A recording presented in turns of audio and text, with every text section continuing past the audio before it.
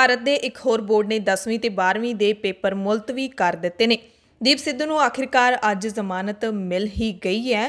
ਕਰੀਬ 2 ਮਹੀਨਿਆਂ ਤੋਂ ਵੱਧ ਸਮਾਂ ਜੇਲ੍ਹ ਦੇ ਵਿੱਚ ਹੋ ਚੁੱਕਿਆ ਹੈ, ਪਰ ਜ਼ਮਾਨਤ ਮਿਲਣ ਦੇ ਬਾਵਜੂਦ ਦੀਪ ਸਿੱਧੂ ਰਿਹਾ ਅੱਜ ਨਹੀਂ ਹੋ ਸਕਦਾ ਕਿਉਂਕਿ ਉਸ ਨੂੰ ਇੱਕ ਹੋਰ ਕੇਸ ਦੇ ਵਿੱਚ ਦਿੱਲੀ ਪੁਲਿਸ ਨੇ ਗ੍ਰਿਫਤਾਰ ਕਰ ਲਿਆ। ਲਾਲੂ ਯਾਦਵ ਨੂੰ ਵੀ ਵਰ੍ਹਿਆਂ ਬਾਅਦ ਜ਼ਮਾਨਤ ਮਿਲ ਗਈ ਹੈ। ਜੇਲ੍ਹ ਤੋਂ ਬਾਹਰ ਆਉਣ ਦਾ ਰਾਹ ਸਾਫ਼ ਹੋ ਗਿਆ। ਪ੍ਰਿੰਸ ਫਿਲਿਪ ਦਾ ਅੱਜ ਅੰਤਿਮ ਸੰਸਕਾਰ ਹੋਵੇਗਾ। ਲੰਡਨ ਦੇ ਵਿੱਚ ਸਿਰਫ 30 ਲੋਕ ਹੀ ਸ਼ਾਮਿਲ ਹੋ ਸਕਣਗੇ।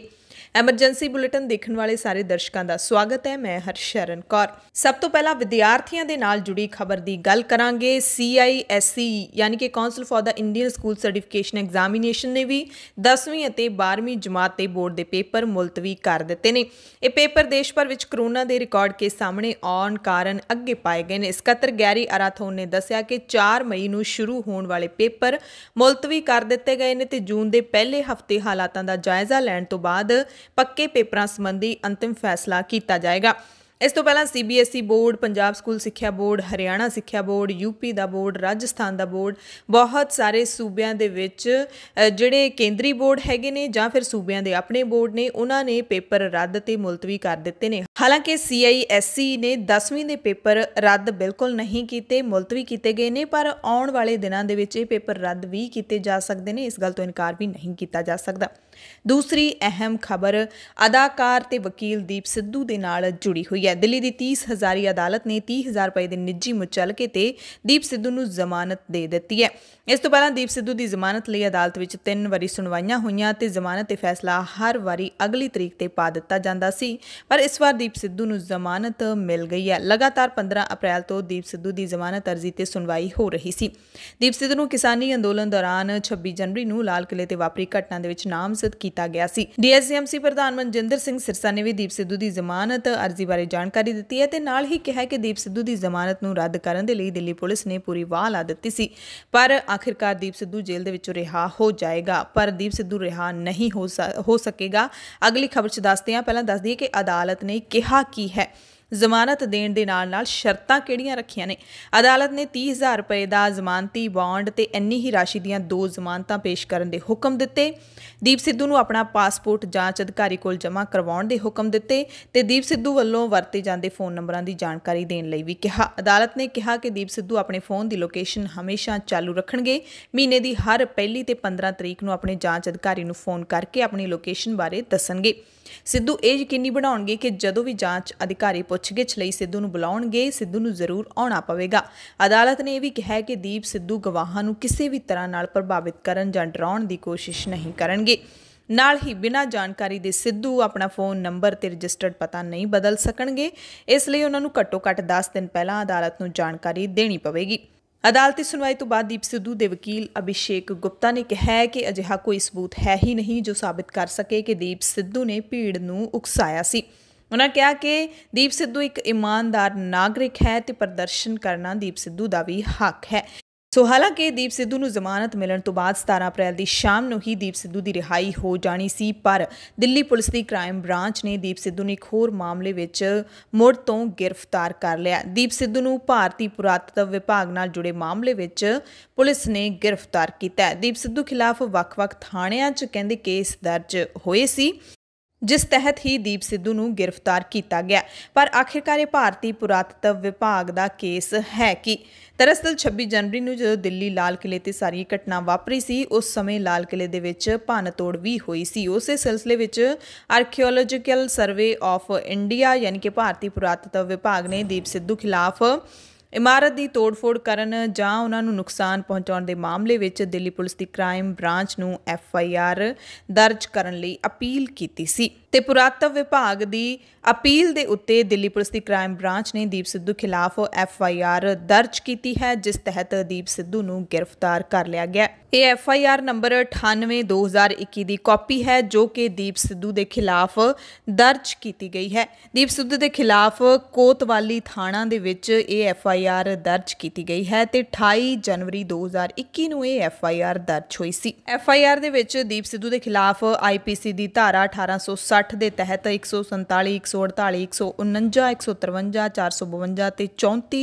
ਧਾਰਾਵਾਂ ਦੇ ਨਾਲ-ਨਾਲ ਆਰਮਸ ਐਕਟ ਸਮੇਤ ਹੋਰ ਵੀ ਕਈ ਧਾਰਾਵਾਂ ਨੇ ਜਿਹੜੀਆਂ ਉਹ ਲਾਈਆਂ ਗਈਆਂ ਨੇ। ਤੇ ਦਿੱਲੀ ਕਮੇਟੀ ਚੋਣ ਪ੍ਰਚਾਰ ਦੌਰਾਨ ਕਿਸਾਨੀ ਮੁੱਦੇ ਦਾ ਖਾਸਾ ਲਾਹਾ ਲੈਣ ਵਾਲੇ ਡੀਐਸਜੀਐਮਸੀ ਪ੍ਰਧਾਨ ਮਨਜਿੰਦਰ ਸਿੰਘ ਸਿਰਸਾ ਨੇ ਇਸ ਮਸਲੇ ਤੇ ਵੀ ਬਿਆਨ ਦਿੰਦਿਆਂ ਕਿਹਾ ਹੈ ਕਿ ਦਿੱਲੀ ਪੁਲਿਸ ਧੱਕਾ ਕਰ ਰਹੀ ਹੈ। ਭਾਰਤੀ ਪੁਰਾਤਤਵ ਵਿਭਾਗ ਨੇ ਜਾਣ-ਬੁੱਝ ਕੇ ਇਹ ਮਾਮਲਾ ਹੁਣ ਚੁੱਕਿਆ ਜਦੋਂ ਦੀਪ ਸਿੱਧੂ ਦੀ ਰਿਹਾਈ ਹੋਣ ਵਾਲੀ ਸੀ। ਭਾਰਤੀ ਪੁਰਾਤਤਵ ਵਿਭਾਗ ਨੇ ਇਹ ਮਾਮਲਾ ਪਹਿਲਾਂ ਕਿਉਂ ਨਹੀਂ ਚੁੱਕਿਆ? ਸਿਰਸਾ ਨੇ ਦਾਅਵਾ ਕੀਤਾ ਕਿ ਅਸੀਂ 2 ਦਿਨਾਂ ਦੇ ਅੰਦਰ ਦੀਪ ਸਿੱਧੂ ਦੀ ਜ਼ਮਾਨਤ ਕਰਵਾ ਲਵਾਂਗੇ।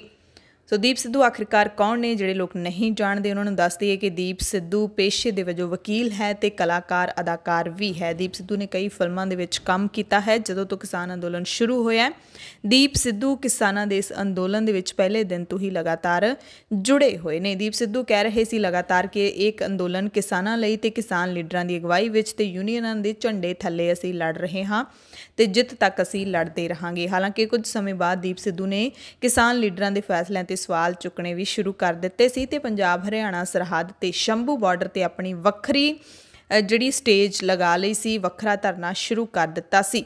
ਦੀਪ ਸਿੱਧੂ ਸਿਰਫ 3 ਖੇਤੀ ਕਾਨੂੰਨ ਰੱਦ ਕਰਨ ਦੀ ਮੰਗ ਨਹੀਂ ਕਰਦੇ ਸੀ ਬਲਕਿ ਉਹ ਭਾਰਤ ਦੇ ਫੈਡਰਲ ਢਾਂਚੇ ਦੀ ਵੀ ਗੱਲ ਕਰਦੇ ਸੀ ਅਤੇ ਇੱਕ ਖੁਦਮੁਖਤਿਆਰੀ ਪੰਜਾਬ ਨੂੰ ਖੁਦਮੁਖਤਿਆਰ ਸੂਬਾ ਬਣਾਉਣ ਦੀ ਲਗਾਤਾਰ ਮੰਗ ਕਰਦੇ ਸੀ। ਅਗਲੀ ਖਬਰ ਵਿਦਿਆਰਥੀਆਂ ਦੇ ਨਾਲ, ਸਕੂਲਾਂ ਦੇ ਨਾਲ, ਵਿਦਿਆਰਥੀਆਂ ਦੀਆਂ ਫੀਸਾਂ ਦੇ ਨਾਲ ਜੁੜੀ ਹੋਈ ਹੈ। ਦਰਅਸਲ ਪਿਛਲੇ ਲਗਾਤਾਰ 1 ਸਾਲ ਤੋਂ ਸਕੂਲ ਨਾਮਾਤਰ ਹੀ ਲੱਗ ਰਹੇ ਨੇ। ਪੂਰਾ ਸਾਲ ਸਕੂਲ ਬੰਦ ਰਹੇ ਨੇ। ਕੁਝ ਸਮਾਂ ਪਹਿਲਾਂ ਸਕੂਲ ਲੱਗਣੇ ਸ਼ੁਰੂ ਹੋਏ ਸੀ ਪਰ ਲੋਕਡਾਊਨ ਨੇ ਕਰੋਨਾ ਨੇ ਫਿਰ ਤੋਂ ਸਕੂਲ ਨੇ ਜਿਹੜੇ ਉਹ ਬੰਦ ਕਰਵਾ ਦਿੱਤੇ ਨੇ। ਇਸੇ ਦਰਮਿਆਨ ਬਹੁਤ ਸਾਰੇ ਸਕੂਲਾਂ ਦੇ ਵੱਲੋਂ ਵਿਦਿਆਰਥੀਆਂ ਦੀਆਂ ਫੀਸਾਂ ਦੇ ਵਿੱਚ ਵਾਧਾ ਕੀਤੇ ਜਾਣ ਦੀਆਂ ਖਬਰਾਂ ਵੀ ਮਿਲੀਆਂ, ਜਿਸ ਦਾ ਵਿਦਿਆਰਥੀਆਂ ਤੇ ਮਾਪਿਆਂ ਨੇ ਲਗਾਤਾਰ ਵਿਰੋਧ ਕੀਤਾ। ਮਾਪਿਆਂ ਨੇ ਸਕੂਲਾਂ ਦੇ ਬਾਹਰ ਰੋਸ ਮੁਜ਼ਾਹਰੇ ਕੀਤੇ ਤੇ ਮਾਪਿਆਂ ਦੇ ਵਿਰੋਧ ਪ੍ਰਦਰਸ਼ਨ ਮੂਹਰੇ ਝੁੱਕ ਕੇ ਪੰਜਾਬ ਦੇ 4 ਜ਼ਿਲ੍ਹਿਆਂ ਦੇ 100 ਤੋਂ ਵੱਧ ਨਿੱਜੀ ਸਕੂਲਾਂ ਦੇ ਵਿਦਿਆਰਥੀਆਂ ਦੀ ਪਿਛਲੇ ਸਾਲ ਦੀ ਪੂਰੀ ਫੀਸ ਅਤੇ ਮੌਜੂਦਾ ਸਾਲ ਦੇ ਸਾਲਾਨਾ ਫੰਡ ਮਾਫ ਕਰਨ ਦਾ ਐਲਾਨ ਕੀਤਾ ਗਿਆ। ਇਹਨਾਂ ਸਕੂਲਾਂ ਨੇ ਮਾਪਿਆਂ ਦੀ ਜਥੇਬੰਦੀ ਨਾਲ ਰਲ ਕੇ ਨਵੀਂ ਜਥੇਬੰਦੀ ਭਾਈ ਲਾਲੋ ਸਕੂਲ ਤੇ ਮਾਪੇ ਐਸੋਸੀਏਸ਼ਨ ਬਣਾਈ ਹੈ, ਜਿਸ ਤਹਿਤ ਇਹ ਫੈਸਲਾ ਲਿਆ ਗਿਆ। ਤੇ ਜੇ ਕਰੋਨਾ ਕਰਕੇ ਪੰਜਾਬ 'ਚ ਮੁੜ ਤੋਂ ਲੋਕਡਾਊਨ ਲੱਗਦਾ ਹੈ ਤਾਂ ਇਹ ਸਕੂਲ ਮਹੀਨੇ ਦੀ ਫੀਸ ਵਿੱਚ 25% ਦੀ ਕਟੌਤੀ ਕਰਨਗੇ। ਸਕੂਲਾਂ ਵੱਲੋਂ ਫੈਸਲੇ ਦੀ ਕਾਪੀ ਪੰਜਾਬ ਦੇ ਮੁੱਖ ਮੰਤਰੀ ਕੈਪਟਨ ਅਮਰਿੰਦਰ ਸਿੰਘ ਅਤੇ ਸਿੱਖਿਆ ਮੰਤਰੀ ਵਿਜੇ ਇੰਦਰ ਸਿੰਗਲਾ ਨੂੰ ਵੀ ਭੇਜੀ ਗਈ ਹੈ। ਪੰਜਾਬ ਦੇ ਵਿੱਚ ਪੰਜਾਬ ਸਕੂਲ ਸਿੱਖਿਆ ਬੋਰਡ ਨਾਲ ਸੰਬੰਧਿਤ 9000 ਅਤੇ ਸੀਬੀਐਸਈ ਨਾਲ ਸੰਬੰਧਿਤ 1600 ਸਕੂਲ ਨੇ। ਇਹਨਾਂ ਸਕੂਲਾਂ 'ਚੋਂ ਪੰਜਾਬ ਸਕੂਲ ਸਿੱਖਿਆ ਬੋਰਡ ਨਾਲ ਸੰਬੰਧਿਤ ਸਕੂਲ ਹੀ ਮਾਪਿਆਂ ਦੀ ਇਸ ਜਥੇਬੰਦੀ ਦੇ ਨਾਲ ਜੁੜੇ ਨੇ, ਜਿਨ੍ਹਾਂ ਨੇ ਫੀਸਾਂ ਮਾਫ ਕਰਨ ਤੇ ਸਹਿਮਤੀ ਜਤਾਈ ਹੈ। ਇਹਨਾਂ 'ਚ ਬਠਿੰਡਾ ਦੇ 20, ਅੰਮ੍ਰਿਤਸਰ ਦੇ 20, ਜਲੰਧਰ ਦੇ 40 ਤੇ ਫਗਵਾੜਾ ਦੇ 25 ਸਕੂਲ ਸ਼ਾਮਲ ਨੇ। ਇਸ ਮੌਕੇ ਇਸ ਜਥੇਬੰਦੀ ਨੇ ਕੈਪਟਨ ਅਮਰਿੰਦਰ ਸਿੰਘ ਦੀ ਸਰਕਾਰ ਤੋਂ ਵੀ ਸਕੂਲਾਂ ਦੀਆਂ ਫੀਸਾਂ ਮਾਫ ਕਰਨ ਸਮੇਤ ਸਕੂਲ ਬੱਸਾਂ ਦੇ road tax, permit, building safety, fire safety ਅਤੇ ਪ੍ਰਾਪਰਟੀ ਟੈਕਸ ਆਦਿ ਵਿੱਚ ਛੋਟ ਦੇਣ ਦੀ ਵੀ ਮੰਗ ਕੀਤੀ ਹੈ। ਕੋਟਕਪੂਰਾ ਗੋਲੀकांड ਦੀ ਗੱਲ ਕਰ ਲਈਏ ਤਾਂ ਇਸ ਦੀ ਪੜਤਾਲ ਕਰ ਰਹੇ ਆਈਜੀ ਕੁੰਵਰ ਵਿਜੇ ਪ੍ਰਤਾਪ ਸਿੰਘ ਵੱਲੋਂ ਅਸਤੀਫਾ ਦੇਣ ਤੋਂ ਬਾਅਦ ਅਤੇ ਹਾਈ ਕੋਰਟ ਦੇ ਵੱਲੋਂ ਪੜਤਾਲ ਰਿਪੋਰਟ ਹੈ ਜਿਹੜੀ ਰੱਦ ਕੀਤੇ ਜਾਣ ਤੋਂ ਬਾਅਦ ਇਹ ਸਪਸ਼ਟ ਹੋ ਗਿਆ ਕਿ ਜਾਂਚ ਟੀਮ ਵੱਲੋਂ ਤਿਆਰ ਕੀਤਾ ਗਿਆ ਅਹਿਮ ਤੇ ਆਖਰੀ ਚਲਾਨ ਅਦਾਲਤ ਵਿੱਚ ਪੇਸ਼ ਨਹੀਂ ਹੋ ਸਕੇਗਾ। 15 ਮਾਰਚ ਨੂੰ ਕੁੰਵਰ ਵਿਜੇ ਪ੍ਰਤਾਪ ਸਿੰਘ ਨੇ ਕਿਹਾ ਸੀ ਕਿ ਕੋਟਕਪੂਰਾ ਤੇ ਬਹਿਬਲ ਕਲਾਂ ਗੋਲੀकांड ਦਾ ਆਖਰੀ ਚਲਾਨ ਉਹਨਾਂ ਨੇ ਤਿਆਰ ਕਰ ਲਿਆ ਤੇ ਕਿਸੇ ਵੀ ਸਮੇਂ ਅਦਾਲਤ ਵਿੱਚ ਪੇਸ਼ ਕੀਤਾ ਜਾ ਸਕਦਾ ਹੈ। ਪਰ ਹੁਣ ਉਹਨਾਂ ਦੇ ਅਸਤੀਫੇ ਤੋਂ ਬਾਅਦ ਅਤੇ ਰਿਪੋਰਟ ਰੱਦ ਕੀਤੇ ਜਾਣ ਤੋਂ ਬਾਅਦ ਇਸ ਦੀ ਕੋਈ ਸੰਭਾਵਨਾ ਨਹੀਂ ਬਚਦੀ। ਸੂਤਰ ਦੱਸਦੇ ਨੇ ਕਿ ਇਸ ਚਲਾਨ ਵਿੱਚ ਪੰਜਾਬ ਦੇ ਸਾਬਕਾ ਮੁੱਖ ਮੰਤਰੀ ਅਤੇ ਗ੍ਰਹਿ ਮੰਤਰੀ ਯਾਨੀ ਕਿ ਪ੍ਰਕਾਸ਼ ਸਿੰਘ ਬਾਦਲ ਤੇ ਸੁਖਬੀਰ ਸਿੰਘ ਬਾਦਲ ਦੇ ਨਾਮ ਵੀ ਸ਼ਾਮਲ ਸਨ ਤੇ ਇਸ ਚਲਾਨ ਨੂੰ ਅਦਾਲਤ ਵਿੱਚ ਪੇਸ਼ ਕਰਨ ਤੋਂ ਪਹਿਲਾਂ ਹੋਣ ਵਾਲੀ ਸਾਰੀ ਕਾਨੂੰਨੀ ਪ੍ਰਕਿਰਿਆ ਮੁਕੰਮਲ ਕਰ ਲਈ ਗਈ ਸੀ।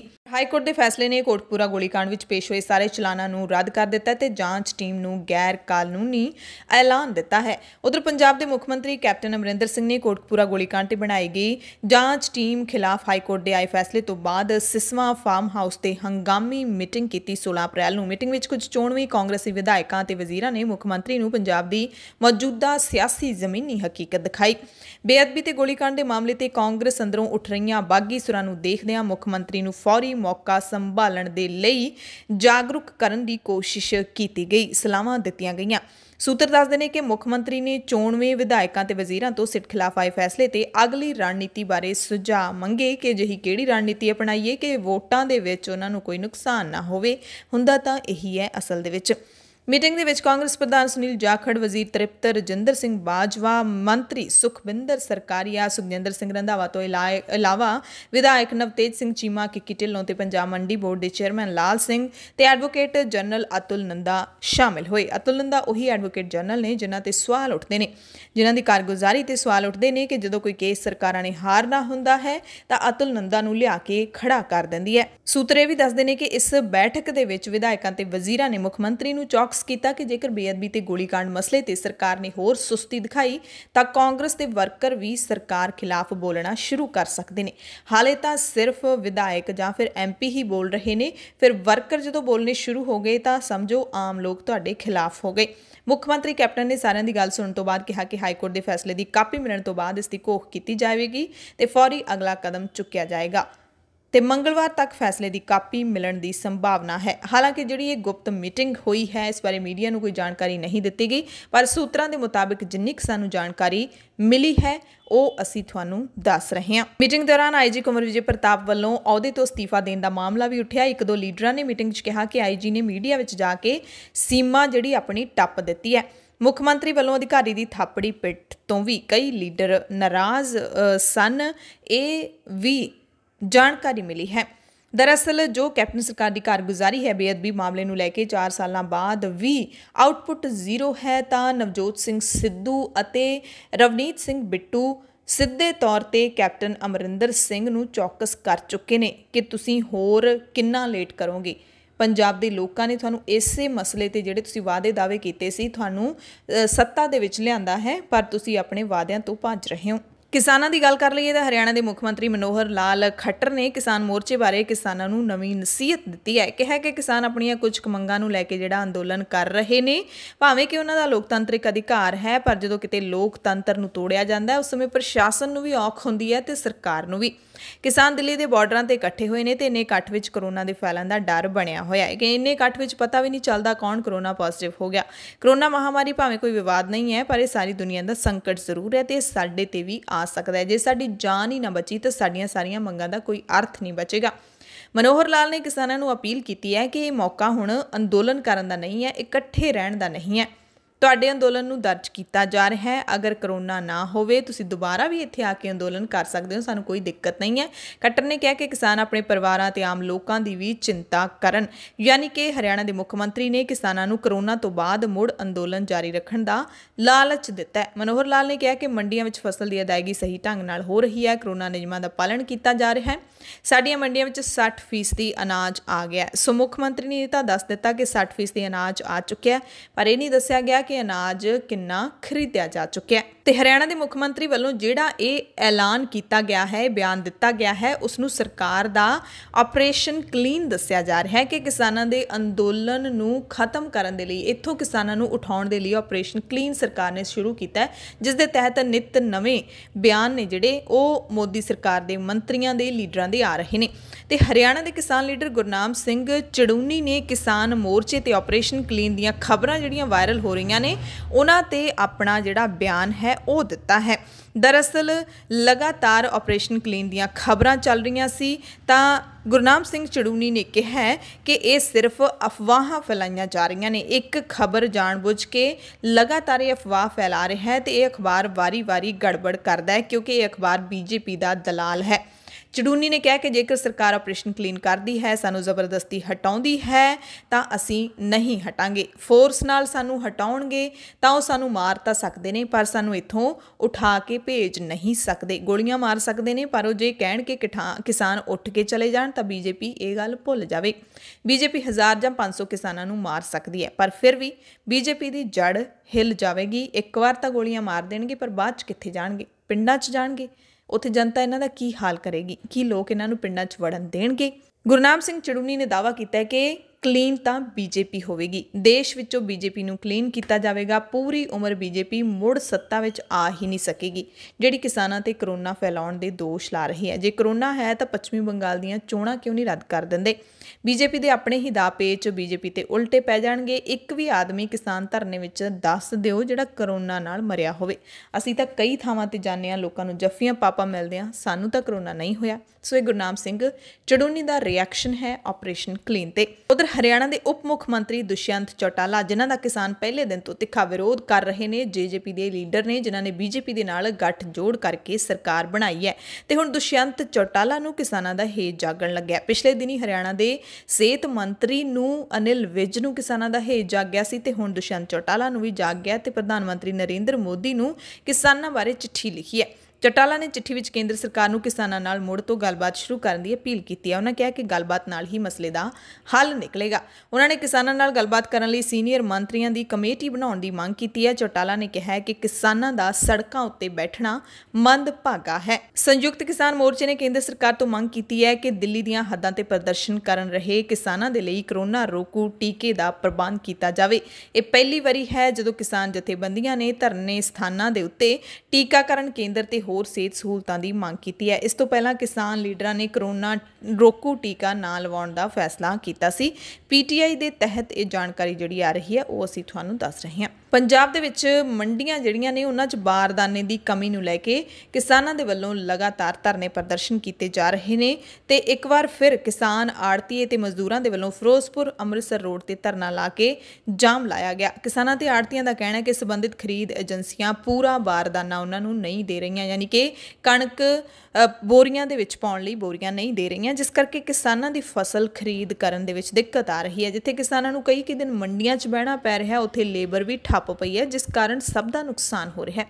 ਕਿਸਾਨਾਂ ਨੂੰ ਵੀ ਖੱਜਲ ਖੁਆਰੀ ਹੋ ਰਹੀ ਹੈ। ਇਸ ਕਰਕੇ ਉਹਨਾਂ ਨੇ ਮੰਗ ਕੀਤੀ ਹੈ ਕਿ ਜਲਦ ਤੋਂ ਜਲਦ ਮੰਡੀਆਂ ਦੇ ਵਿੱਚ ਬਾਰਦਾਨਾ ਪਹੁੰਚਾਇਆ ਜਾਵੇ ਤਾਂ ਕਿ ਖਰੀਦ ਨੂੰ ਸਹੀ ਢੰਗ ਨਾਲ ਚਲਾਇਆ ਜਾ ਸਕੇ ਅਤੇ ਕਿਸਾਨਾਂ ਨੂੰ ਮੰਡੀਆਂ ਦੇ ਵਿੱਚ ਖੱਜਲ ਖੁਆਰ ਨਾ ਹੋਣਾ ਪਵੇ। उधर नैशनल हाईवे फिरोजपुर गंगानगर ते भी किसानों ने धरना ला के जाम लाया। उत्थे भी किसानों की यही मंग सी कि मंडियां दे विच पूरा बारदाना नहीं है, जिस करके किसानों की फसल विक नहीं पा रही ते उन्हां नूं खज्जल खुआर होना पै रहा है। किसानों ने फिरोजपुर मुक्तसर रोड भी जाम किया सी। इत्थे भी बारदाना ते मुकम्मल खरीद ना होने करके किसान लगातार रोस मुजाहरा कर रहे हैं। ਭਵਾਨੀਗੜ੍ਹ ਦੀ ਗੱਲ ਕਰ ਲਈਏ ਤਾਂ ਭਾਰਤੀ ਕਿਸਾਨ ਯੂਨੀਅਨ ਏਕਤਾ ਉਗਰਾਹਾਂ ਦੇ ਵੱਲੋਂ ਭਵਾਨੀਗੜ੍ਹ ਦੇ ਪਿੰਡ ਘਰਾਚੋਂ ਦੀ ਅਨਾਜ ਮੰਡੀ ਦੇ ਵਿੱਚ ਕਣਕ ਦੀ ਖਰੀਦ ਦੇ ਮਾੜੇ ਪ੍ਰਬੰਧਾਂ ਨੂੰ ਲੈ ਕੇ ਭਵਾਨੀਗੜ੍ਹ ਸੁਨਾਮ ਮੁੱਖ ਮਾਰਗ ਤੇ 3 ਘੰਟੇ ਦਾ ਜਾਮ ਲਾਇਆ। ਇੱਥੇ ਕਿਸਾਨਾਂ ਦਾ ਇਤਰਾਜ਼ ਹੈ कि मीह ते झक्खड़ चल रहा है ते किसानां दी फसल है जिहड़ी वो बर्बाद हो सकती है, पर मंडियां दे विच सरकार नूं ना तां बारदाना सही मात्रा दे विच दे के फसल चुकवाउण दी कोई फिक्र है ते ना ही किसानां जिहड़ियां दी फसल खरीदी जा चुकी है उन्हां नूं अदायगी हो रही है, क्योंकि ऑनलाइन सिस्टम है वो पूरी तरह दे नाल फेल साबित होया है। ਤੇ ਕਣਕ ਦੇ ਮਾੜੇ ਖਰੀਦ ਪ੍ਰਬੰਧਾਂ ਦੀਆਂ ਖਬਰਾਂ ਮਾਨਸਾ ਜ਼ਿਲ੍ਹੇ ਤੋਂ ਵੀ ਆ ਰਹੀਆਂ ਨੇ। ਮਾਨਸਾ ਜ਼ਿਲ੍ਹੇ ਦੀਆਂ ਵੱਖ-ਵੱਖ ਮੰਡੀਆਂ ਤੋਂ ਅਜਿਹੀਆਂ ਖਬਰਾਂ ਸਾਹਮਣੇ ਆਈਆਂ ਨੇ ਜਿੱਥੇ ਕਿਸਾਨਾਂ ਦੀ ਬਹੁਤ ਹੀ ਨਾ ਮਾਤਰ ਕਣਕ ਹੈ ਜਿਹੜੀ ਉਹਦੀ ਖਰੀਦ ਕੀਤੀ ਗਈ ਹੈ। ਇੱਕ ਤਾਂ ਪਹਿਲਾ ਇਤਰਾਜ਼ ਇਹ ਹੈ ਕਿ ਬਾਰਦਾਨੇ ਦੀ ਕਮੀ ਹੈ ਸਾਰੀਆਂ ਮੰਡੀਆਂ ਦੇ ਵਿੱਚ। ਦੂਸਰਾ, ਕਿਸਾਨਾਂ ਦੇ ਆਨਲਾਈਨ ਪੋਰਟਲ ਦੇ ਉੱਤੇ ਸਹੀ ਤਰੀਕੇ ਦੇ ਨਾਲ ਜਾਣਕਾਰੀ ਦਰਜ ਨਹੀਂ ਹੋ ਪਾ ਰਹੀ। ऑनलाइन सिस्टम है जिहड़ा वो पूरी तरह दे नाल फेल साबित होया है सब थावां दे उत्ते। पहली गल तां किसानां नूं इसदी जानकारी नहीं है कि किवें अपलोड करना है, किसान यूज टू नहीं हैगे टैक्नोलॉजी दे नाल। और दूसरी गल है जिहड़ी वो बारदाने दी घाट होण करके खरीद हो नहीं पा रही, अदायगी है जिहड़ी वो समूथ तरीके नाल नहीं हो पा रही। ते मानसा जिले दे पिंड उड्डत ਅਤੇ ਛਾਪਿਆਂ ਵਾਲੀ ਦੀ ਜਿਹੜੀ ਮੰਡੀ ਹੈ ਦਾਣਾ ਮੰਡੀ ਹੈ ਜਿੱਥੇ ਕਣਕ ਦੇ ਅੰਬਾਰ ਲੱਗੇ ਪਏ ਨੇ, ਉੱਥੇ ਵੀ ਕਿਸਾਨ ਲਗਾਤਾਰ ਰੋਸ ਕਰ ਰਹੇ ਨੇ ਪੰਜਾਬ ਦੀ ਕੈਪਟਨ ਸਰਕਾਰ ਦੇ ਖਿਲਾਫ, ਜਿਹੜੀ ਦਾਅਵਾ ਕਰ ਰਹੀ ਹੈ ਕਿ ਅਸੀਂ 3000 ਤੋਂ ਵੱਧ ਮੰਡੀਆਂ ਬਣਾ ਦਿੱਤੀਆਂ ਨੇ ਪੰਜਾਬ ਦੇ ਵਿੱਚ ਤੇ ਬਹੁਤ ਹੀ ਸਹੀ ਤਰੀਕੇ ਦੇ ਨਾਲ ਅਸੀਂ ਖਰੀਦ ਪ੍ਰਬੰਧਾਂ ਦਾ ਪ੍ਰਬੰਧ ਕੀਤਾ ਹੋਇਆ ਹੈ। ਪਰ ਜ਼ਮੀਨੀ ਹਕੀਕਤ ਇਹਨਾਂ ਮੰਡੀਆਂ ਦੇ ਵਿੱਚ ਤੁਸੀਂ ਜਾ ਕੇ ਦੇਖੋਗੇ ਤਾਂ ਤੁਹਾਨੂੰ ਪਤਾ ਲੱਗ ਜਾਏਗੀ। बुलेटिन दे विच कुछ खास खबरां पूरे भारत दियां। बहुत चर्चित पशु पालन घोटाला के दुमका कोषागार मामले में आरजेडी मुखी लालू प्रसाद यादव नूं जमानत मिल गई है। झारखंड हाईकोर्ट के जस्टिस अपरेश कुमार सिंह की अदालत ने लालू नूं जमानत दी है। हुण लालू यादव के जेल चों बाहर आउण दीआं कानूनी अड़चनां दूर हो गईआं ने। वो घोटाले के 4 मामलों में सज़ा भुगत रहे हैं। 3 मामलों में लालू नूं पहलां ही जमानत मिल चुकी है। लालू यादव अजकल दिल्ली के अखिल भारती आयुर्विज्ञान संस्थान यानी कि एम्स में अपना इलाज करवा रहे हैं। जनवरी के दूजे हफ्ते फेफड़ियां में अचानक तकलीफ होने करके लालू की सेहत विगड़ गई सी। सेहत विगड़न तो बाद जेल प्रशासन ने उन्हां दा इलाज करवाउण लई एम्स भेजण दा फैसला लिया सी। उदों तो लालू डॉक्टरां दी देख रेख विच ने। सो हुण आखिरकार कई सालां दी जेल तो बाद लालू प्रसाद यादव जेल चों बाहर आ सकणगे जमानत उत्ते। कोरोना के रिकॉर्ड के सामने आने तो बाद फौज ने अपने दफ्तरों में स्टाफ की हाज़री 50% करने के हुक्म दिते ने, यानी कि स्टाफ अद्धा कर दिता गया। फौजी दफ्तरों के हुक्म तुरंत लागू करने लई कहा गया जो आर्मी हैडकुआटर के डायरैक्टोरेट जनरल ऑफ मैडिकल सर्विसिज के वलों जारी किए गए हैं। उन्होंने फौजी अधिकारियों दी मीटिंगां भी वीडियो कॉन्फ्रेंस जरिए करवाउण लई कहा गया। ਬਾਇਓਟੈਕਨੋਲੋਜੀ ਵਿਭਾਗ ਨੇ ਦਾਅਵਾ ਕੀਤਾ ਕਿ ਦੇਸ਼ ਵਿੱਚ ਬਣਨ ਵਾਲੇ ਕੋਵਿਡ-19 ਦੇ ਟੀਕਿਆਂ ਦੀ ਸਪਲਾਈ ਦੁੱਗਣੀ ਕੀਤੀ ਜਾਵੇਗੀ। ਸਤੰਬਰ ਵਿੱਚ ਟੀਕੇ ਦੀ 10 ਕਰੋੜ ਡੋਜ਼ ਤਿਆਰ ਕੀਤੀ ਜਾਵੇਗੀ। ਇਸ ਤੋਂ ਪਹਿਲਾਂ ਕੋਵੈਕਸਿਨ ਦੀਆਂ ਮਈ-ਜੂਨ ਦੇ ਵਿੱਚ ਦੁੱਗਣੀਆਂ ਡੋਜ਼ਸ ਤਿਆਰ ਕੀਤੀਆਂ ਜਾਣਗੀਆਂ ਤੇ ਵੈਕਸੀਨ ਤਿਆਰ ਕਰਨ ਦੇ ਲਈ 3 ਕੰਪਨੀਆਂ ਨੂੰ ਕਹਿ ਵੀ ਦਿੱਤਾ ਗਿਆ। ਪੱਛਮੀ ਬੰਗਾਲ ਦੀ ਗੱਲ ਕਰ ਲਈਏ ਤਾਂ ਇੱਥੇ 5ਵੇਂ ਗੇੜ ਦੀਆਂ ਵੋਟਾਂ ਪਈਆਂ ਨੇ। ਅੱਜ 5ਵੇਂ ਗੇੜ ਵਿੱਚ ਹਿੰਸਾ ਦੀਆਂ ਛੋਟੀਆਂ-ਛੋਟੀਆਂ ਘਟਨਾਵਾਂ ਜ਼ਰੂਰ ਵਾਪਰੀਆਂ ਨੇ। ਦੱਖਣੀ ਬੰਗਾਲ ਵਿੱਚ ਉੱਤਰ 24 ਪਰਗਨਾ, ਪੂਰਬ ਵਰਧਮਾਨ ਤੇ ਨਾਦੀਆ ਅਤੇ ਉੱਤਰੀ ਬੰਗਾਲ ਵਿੱਚ ਜਲਪਾਈਗੁੜੀ, ਦਾਰਜਲਿੰਗ ਤੇ ਕਲਿੰਪੋਂਗ ਜ਼ਿਲ੍ਹਿਆਂ ਦੀਆਂ 45 ਸੀਟਾਂ ਤੇ VOTING ਹੋਈ ਹੈ। ਮੁੱਖ ਚੋਣ ਅਧਿਕਾਰੀ ਦਫ਼ਤਰ ਦੇ ਅਧਿਕਾਰੀਆਂ ਨੇ ਦੱਸਿਆ ਕਿ ਸੁਰੱਖਿਆ ਕਰਮੀ ਹਾਲਾਤਾਂ ਤੇ ਨਜ਼ਰ ਰੱਖ ਰਹੇ ਨੇ। ਕੁਝ ਕੁ ਹਿੰਸਕ ਘਟਨਾਵਾਂ ਸਾਹਮਣੇ ਜ਼ਰੂਰ ਆਈਆਂ ਨੇ ਜਿਨ੍ਹਾਂ ਨੂੰ ਸਾਂਭ ਲਿਆ ਗਿਆ। ਚੌਥੇ ਗੇੜ ਦੀਆਂ ਵੋਟਾਂ ਦੇ ਵਿੱਚ ਵੱਡੀ ਹਿੰਸਾ ਸਾਹਮਣੇ ਆਈ ਸੀ ਜਦੋਂ 4 ਨਹੀਂ ਬਲਕਿ 5 ਲੋਕਾਂ ਦਾ ਕਤਲ ਕਰ ਦਿੱਤਾ ਗਿਆ ਸੀ। 4 ਨੂੰ ਫੌਜੀਆਂ ਨੇ ਮਾਰ ਦਿੱਤਾ ਸੀ। ਇੱਕ 18 ਸਾਲ ਦੇ ਨੌਜਵਾਨ ਨੂੰ ਕਿਸ ਨੇ ਮਾਰਿਆ ਉਹ ਹਾਲੇ ਜਾਂਚ ਅਧੀਨ ਹੈ। ਤੇ ਚੌਥੇ ਗੇੜ ਵਿੱਚ ਕੂਚ ਬਿਹਾਰ 'ਚ ਹੋਈ ਗੋਲੀਬਾਰੀ ਸੰਬੰਧੀ ਕਥਿਤ ਆਡੀਓ ਟੇਪ ਸਾਹਮਣੇ ਆਉਣ ਤੋਂ ਇੱਕ ਦਿਨ ਬਾਅਦ ਪੱਛਮੀ ਬੰਗਾਲ ਦੀ ਮੁੱਖ ਮੰਤਰੀ ਮਮਤਾ ਬੈਨਰਜੀ ਨੇ ਅੱਜ ਦੋਸ਼ ਲਾਇਆ ਕਿ ਮੇਰਾ ਫੋਨ ਟੈਪ ਕੀਤਾ ਜਾ ਰਿਹਾ ਹੈ ਤੇ ਇਸ ਮਾਮਲੇ ਦੀ CID ਤੋਂ ਜਾਂਚ ਕਰਵਾਉਣ ਦਾ ਹੁਕਮ ਦਿਆਂਗੀ। ਬੀਜੇਪੀ ਦੇ ਵੱਲੋਂ ਸ਼ੁੱਕਰਵਾਰ ਨੂੰ ਯਾਨੀ ਕਿ ਕੱਲ ਇੱਕ ਕਥਿਤ ਆਡੀਓ ਕਲਿੱਪ ਜਾਰੀ ਕੀਤੀ ਗਈ ਸੀ ਜਿਸ ਵਿੱਚ ਬੈਨਰਜੀ ਸੀਤਲਕੁਚੀ ਤੋਂ ਤ੍ਰਿਣਮੂਲ ਕਾਂਗਰਸ ਦੇ ਉਮੀਦਵਾਰ ਨੂੰ ਕਥਿਤ ਤੌਰ ਤੇ ਇਹ ਕਹਿੰਦੀ ਸੁਣ ਰਹੀ ਹੈ ਕਿ ਉਹ ਕੇਂਦਰੀ ਬਲਾਂ ਦੀ ਗੋਲੀਬਾਰੀ ਵਿੱਚ ਮਾਰੇ ਗਏ 4 ਵਿਅਕਤੀਆਂ ਦੀਆਂ ਲਾਸ਼ਾਂ ਨਾਲ ਰੈਲੀਆਂ ਕਰਨ। ਤ੍ਰਿਣਮੂਲ ਕਾਂਗਰਸ ਨੇ ਆਡੀਓ ਕਲਿੱਪ ਨੂੰ ਫਰਜ਼ੀ ਕਰਾਰ ਦਿੱਤਾ ਤੇ ਕਿਹਾ ਕਿ ਇਸ ਤਰ੍ਹਾਂ ਦੀ ਕਦੇ ਕੋਈ ਗੱਲ ਨਹੀਂ ਹੋਈ ਹੈ। ਮਮਤਾ ਨੇ ਰੈਲੀ ਨੂੰ ਸੰਬੋਧਨ ਕਰਦਿਆਂ ਕਿਹਾ ਕਿ ਬੀਜੇਪੀ ਵਿਕਾਸ ਪ੍ਰੋਗਰਾਮਾਂ ਤੇ ਆਧਾਰਿਤ ਤ੍ਰਿਣਮੂਲ ਕਾਂਗਰਸ ਦੀ ਮੁਹਿੰਮ ਦਾ ਮੁਕਾਬਲਾ ਨਹੀਂ ਕਰ ਸਕਦੀ। ਇਹ ਇਸ ਵਾਸਤੇ ਸਾਜ਼ਿਸ਼ ਰਚੀ ਜਾ ਰਹੀ ਹੈ। ਤੇ ਪ੍ਰਧਾਨ ਮੰਤਰੀ ਨਰਿੰਦਰ ਮੋਦੀ ਨੇ ਫਿਰ ਦੀਦੀ ਦੇ ਉੱਤੇ ਨਿਸ਼ਾਨਾ ਲਾਇਆ। ਮੁੱਖ ਮੰਤਰੀ ਮਮਤਾ ਬੈਨਰਜੀ ਤੇ ਦੋਸ਼ ਲਾਇਆ ਹੈ ਕਿ ਦੀਦੀ ਖੁਦ ਨੂੰ ਦੇਸ਼ ਦੇ ਸੰਵਿਧਾਨ ਤੋਂ ਉੱਤੇ ਸਮਝਦੀ ਹੈ ਤੇ ਦਾਅਵਾ ਕੀਤਾ ਹੈ ਕਿ ਤ੍ਰਿਣਮੂਲ ਕਾਂਗਰਸ ਦੀ ਪ੍ਰਧਾਨ ਨੇ ਕੇਂਦਰੀ ਬਲਾਂ ਤੇ ਸੈਨਾ ਤੱਕ ਨੂੰ ਬਦਨਾਮ ਕੀਤਾ ਹੈ ਅਤੇ ਸਿਆਸਤ ਦੇ ਲਈ ਝੂਠੇ ਦੋਸ਼ ਲਾਏ ਨੇ। ਪ੍ਰਧਾਨ ਮੰਤਰੀ ਨੇ ਦਾਅਵਾ ਕੀਤਾ ਕਿ 2 ਮਈ ਨੂੰ ਪੱਛਮੀ ਬੰਗਾਲ ਦੀ ਜਨਤਾ ਮਮਤਾ ਬੈਨਰਜੀ ਨੂੰ ਸਾਬਕਾ ਮੁੱਖ ਮੰਤਰੀ ਦਾ ਪ੍ਰਮਾਣ ਪੱਤਰ ਦੇਣ ਵਾਲੀ ਹੈ। ਕੋਰੋਨਾ ਦੇ ਵਾਧੇ ਕੇਸਾਂ ਦੇ ਦਰਮਿਆਨ ਰੇਲਵੇ ਬੋਰਡ ਨੇ ਇਹ ਵੀ ਜਾਣਕਾਰੀ ਦਿੱਤੀ ਹੈ ਕਿ ਕਿਸੇ ਵੀ ਸੂਬੇ ਨੇ ਰੇਲ ਵਿਭਾਗ ਨੂੰ ਰੇਲ ਗੱਡੀਆਂ ਰੋਕਣ ਬਾਰੇ ਨਹੀਂ ਕਿਹਾ ਹੈ। ਸੋ ਰੇਲ ਵਿਭਾਗ ਹਾਲੇ ਕਿਤੇ ਵੀ ਦੇਸ਼ ਦੇ ਵਿੱਚ ਰੇਲ ਗੱਡੀਆਂ ਨਹੀਂ ਰੋਕਣ ਜਾ ਰਿਹਾ ਕਿਉਂਕਿ ਲੋਕਾਂ ਦੇ ਵਿੱਚ ਡਰ ਹੈ ਕਿ ਕਿਧਰੇ ਲੋਕਡਾਊਨ ਲੱਗਣ ਜਾ ਰਿਹਾ ਹੈ, ਬੱਸਾਂ ਨਾ ਬੰਦ ਹੋ ਜਾਣ ਤੇ ਲੋਕ ਹੁਣ ਤੋਂ ਹੀ ਬਹੁਤ ਸਾਰੇ ਅਜਿਹੇ ਕਰਮਚਾਰੀ ਨੇ, ਕਾਮੇ ਨੇ ਜਿਹੜੇ ਆਪੋ ਆਪਣੇ ਘਰਾਂ ਨੂੰ ਜਾ ਰਹੇ ਨੇ ਛੁੱਟੀਆਂ ਲੈ ਕੇ ਕਿ ਕਿਤੇ ਉਹ ਲੋਕਡਾਊਨ ਦੇ ਵਿੱਚ ਫਸ ਕੇ ਨਾ ਰਹਿ ਜਾਣ। ਪਰ ਰੇਲਵੇ ਵਿਭਾਗ ਨੇ ਜਿਹੜਾ ਇਹ ਬਿਆਨ ਦਿੱਤਾ ਹੈ ਇਸ ਤੋਂ ਪਤਾ ਲੱਗਦਾ ਹੈ ਕਿ ਹਾਲੇ ਰੇਲਵੇ ਦਾ ਲੋਕਡਾਊਨ ਲੱਗਣ ਦੀ ਕੋਈ ਸੰਭਾਵਨਾ ਨਹੀਂ ਹੈ। ਪ੍ਰਧਾਨ ਮੰਤਰੀ ਨਰਿੰਦਰ ਮੋਦੀ ਨੇ ਸੰਤ ਸਮਾਜ ਨੂੰ ਅਪੀਲ ਕੀਤੀ ਹੈ ਜਿਹੜੇ ਕੁੰਭ ਮੇਲੇ ਦੇ ਵਿੱਚ ਪਹੁੰਚੇ ਹੋਏ ਨੇ ਕਿ ਮਹਾਮਾਰੀ ਦੇ ਫੈਲਣ ਦੇ ਮੱਦੇਨਜ਼ਰ ਕੁੰਭ ਮੇਲੇ ਨੂੰ ਹੁਣ ਸੰਕੇਤਕ ਹੀ ਰੱਖਿਆ ਜਾਣਾ ਚਾਹੀਦਾ ਹੈ। ਟਵੀਟ ਕੀਤਾ ਮੋਦੀ ਨੇ ਕਿ ਮੈਂ ਅੱਜ ਜੁਨਾ ਅਖਾੜਾ ਦੇ ਪੀਠਾਧੀਸ਼ਵਰ ਆਚਾਰੀਆ ਮਹਾਮੰਡਲੇਸ਼ਵਰ ਸਵਾਮੀ ਅਵਧੇਸ਼ਾਨੰਦ ਗਿਰੀ ਨਾਲ ਫੋਨ ਤੇ ਗੱਲ ਕੀਤੀ। ਮੈਂ ਅਪੀਲ ਕੀਤੀ ਹੈ ਕਿ 2 ਸ਼ਾਹੀ ਸਨਾਨ ਹੋ ਗਏ ਨੇ ਤੇ ਹੁਣ ਕੁੰਭ ਨੂੰ ਕਰੋਨਾ ਦੇ ਸੰਕਟ ਕਾਰਨ ਸੰਕੇਤਕ ਰੱਖਿਆ ਜਾਣਾ ਚਾਹੀਦਾ ਹੈ ਤੇ ਇਸ ਸੰਕਟ ਦੇ ਵਿਰੁੱਧ ਇਹ ਲੜਾਈ ਨੂੰ ਤਾਕਤ ਦੇਵੇਗਾ। ਤੇ ਪ੍ਰਧਾਨ ਮੰਤਰੀ ਮੋਦੀ ਦੇ ਇਸ ਟਵੀਟ ਤੋਂ ਬਾਅਦ ਸਵਾਮੀ ਅਵਧੇਸ਼ਾਨੰਦ ਗਿਰੀ ਨੇ ਵੀ ਟਵੀਟ ਕੀਤਾ ਹੈ, ਜਵਾਬ ਦਿੱਤਾ ਹੈ ਕਿ ਅਸੀਂ ਮਾਣਯੋਗ ਪ੍ਰਧਾਨ ਮੰਤਰੀ ਦੇ ਸੱਦੇ ਦਾ ਸਨਮਾਨ ਕਰਦੇ ਹਾਂ। ਜ਼ਿੰਦਗੀ ਦੀ ਰੱਖਿਆ ਕਰਨਾ ਬਹੁਤ ਵੱਡਾ ਪੁੰਨ ਹੈ। ਮੇਰੀ ਧਰਮ ਦਾ ਪਾਲਣ ਕਰਨ ਵਾਲੀ ਜਨਤਾ ਨੂੰ ਅਪੀਲ ਹੈ ਕਿ ਕੋਵਿਡ ਦੇ ਹਾਲਾਤਾਂ ਨੂੰ ਵੇਖਦਿਆਂ ਭਾਰੀ ਗਿਣਤੀ ਵਿੱਚ ਨਾ ਨਹਾਉਣ ਤੇ ਨਿਯਮਾਂ ਦੀ ਪਾਲਣਾ ਕਰਨ। ਦਰਅਸਲ ਪਿਛਲੇ ਦਿਨਾਂ ਦੇ ਵਿੱਚ ਕੁੰਭ ਦੇ ਵਿੱਚ 2000 ਤੋਂ ਵੱਧ ਲੋਕਾਂ ਦੀ ਕਰੋਨਾ ਰਿਪੋਰਟ ਪੋਜ਼ਿਟਿਵ ਆਈ ਹੈ। ਲੱਖਾਂ ਲੋਕ ਇੱਥੇ ਪਹੁੰਚੇ ਹੋਏ ਨੇ। ਹਾਲਾਂਕਿ ਕੁਝ ਕੁ ਲੋਕਾਂ ਦੇ ਹੀ ਟੈਸਟ ਹੋਏ ਸੀ ਜਿਨ੍ਹਾਂ ਵਿੱਚ 2000 ਰਿਪੋਰਟ ਪੋਜ਼ਿਟਿਵ ਆਈ। ਗੁਜਰਾਤ ਵਿੱਚ ਕਾਂਗਰਸ ਪਾਰਟੀ ਨੇ ਕੇਂਦਰ ਸਰਕਾਰ ਨੂੰ ਆਪਣੇ ਦਫ਼ਤਰਾਂ ਨੂੰ ਕੋਵਿਡ ਸੈਂਟਰ ਬਣਾਉਣ ਦਾ ਸੱਦਾ ਦਿੱਤਾ ਹੈ। ਗੁਜਰਾਤ ਕਾਂਗਰਸ ਨੇ ਸਰਕਾਰ ਨੂੰ ਕਿਹਾ ਕਿ ਅਹਿਮਦਾਬਾਦ ਤੇ ਸੂਰਤ ਵਿੱਚ ਪਾਰਟੀ ਦੇ ਦਫ਼ਤਰ ਨੂੰ ਕੋਵਿਡ ਕੇਂਦਰ ਵਿੱਚ ਬਦਲਿਆ ਜਾ ਸਕਦਾ ਹੈ। ਹੈਲਪਲਾਈਨ ਨੰਬਰ ਵੀ ਜਾਰੀ ਕੀਤਾ ਹੈ 90 02255। ਬੁਲੇਟਿਨ ਦੇ ਵਿੱਚ ਕੁਝ ਖਾਸ ਖਬਰਾਂ ਪੂਰੀ ਦੁਨੀਆ ਦੀਆਂ। ਸਭ ਤੋਂ ਪਹਿਲੀ ਖਬਰ ਹੈ ਜਿਹੜੀ ਅਮਰੀਕਾ ਦੇ ਵਿੱਚ ਵੱਡੀ ਘਟਨਾ ਵਾਪਰੀ ਹੈ ਕਤਲੇਆਮ ਦੀ, ਗੋਲੀਬਾਰੀ ਦੀ, ਉਸ ਦੀ ਗੱਲ ਕਰਾਂਗੇ।